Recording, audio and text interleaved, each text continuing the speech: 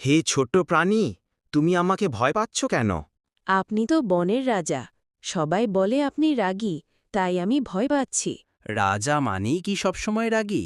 আমি যদি শক্তিশালী হই, তবে দুর্বলদের রক্ষা করাটাই আমার দায়িত্ব। হা হা হা, তাহলে আপনি আমার শত্রু নন? মোটেও না, বরং বন্ধু হতে চাই। ওহ, ওহ, ওহ, না! এই জালটা আমাকে আটকে ফেলেছে। কেউ আছো?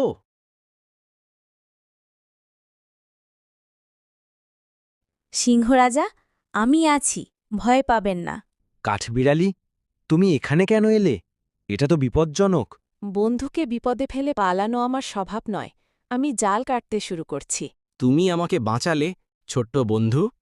আকারে ছোট হলেও তোমার হৃদয়ের শক্তি অসীম। আসল শক্তি তো বন্ধুত্ব আর সাহসে, তাই না?